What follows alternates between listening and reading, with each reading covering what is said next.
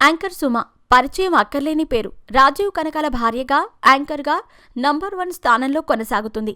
సమయస్ఫూర్తి, చలాకీతనం, మాటకారితనం, హుందాతనం తన యాంకరింగ్లో అన్నీ చూపిస్తుంది. ఇక సుమ మామగారు దేవదాస్ కనకాల గురించి చాలా కొద్దిమందికే తెలుసు. నటుడిగా మొదట్లో కొన్ని చిత్రాల్లో నటించినా ఆ తర్వాత యాక్టింగ్ స్కూల్ని పెట్టి ఎంతో మంది నటులను వెండితెరకు పరిచయం చేశాడు. రజనీకాంత్, చిరంజీవి, రాజేంద్ర ప్రసాద్ లాంటి పెద్ద పెద్ద నటులు దేవదాస్ కనకాల శిష్యులు. అలాంటి దేవదాస్ కనకాల ఒక ఇంటర్వ్యూలో తన జీవితంలో జరిగిన విషయాలను చెప్పుకొచ్చారు. తనకన్నా వయసులో 6 ఏళ్లు పెద్ద అయిన అమ్మాయిని ప్రేమించి పెళ్లి చేసుకున్నాడు. తన ప్రేమ గురించి, పెళ్లి గురించి, తన జీవితంలో అనుభవించిన ఎన్నో మధుర అనుభూతుల గురించి చెప్తూ తన భార్య ఇప్పుడు తనతో లేదని కన్నీటి పర్యంతమయ్యారు. తన ప్రతి గెలుపు వెనుక తన భార్య ఉందని చెప్పాడు.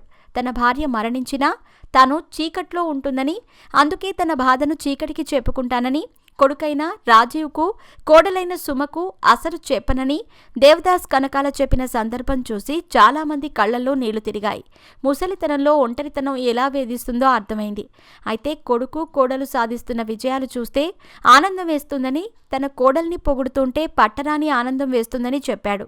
సుమ మేఘమాల సీరియల్ చేస్తున్న సమయంలో రాజీవ్ కనకాల కూడా అందులో ఒక చిన్న వేషం వేశాడు.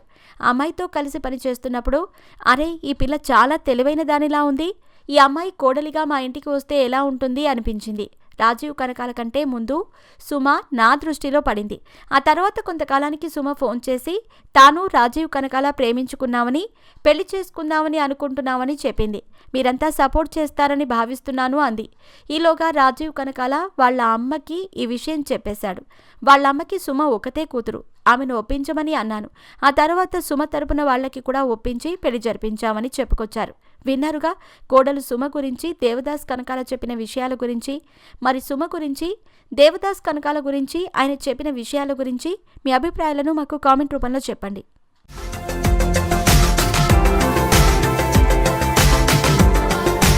మరిన్ని అప్డేట్స్ కోసం మా ఛానల్ని సబ్స్క్రైబ్ చేయండి.